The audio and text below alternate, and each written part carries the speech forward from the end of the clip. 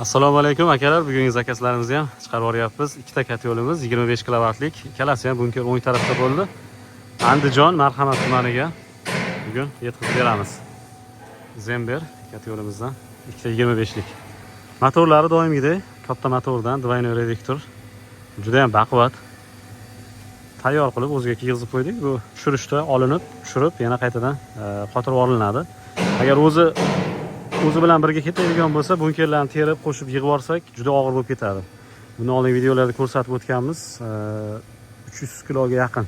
Mana komplekt holati 300 kiloga yaqin. Miyasi, bunkeri, motorlari, garilkasi bilan. Mana bu garilkani o'zi komplekt holatda 52 kilo.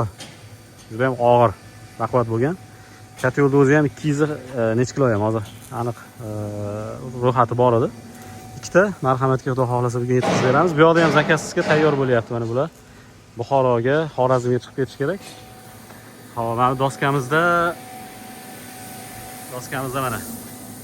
Bu ikkita marhamatga ikkita o'ng chiqib ketyapti. Buni 25 ta bitta buni chiqarib yubordik. Mana bular ertaga chiqib ketish kerak. 150 dan bitta, 150 dan bular har xil joyga bo'lganligi uchun alohida yozildi. Mana to'rttasi bitta joyga.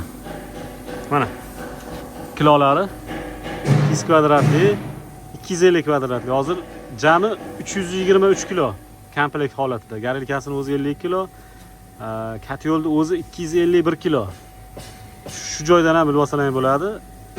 Sifatni qanaqa darajada qalin listlardan ishlatilib turilganligi, ichki qavati ham, tashqi qavati ham to'rli bo'lganligi hisobiga 251 kilo. Katyolda o'zining kilogrammi.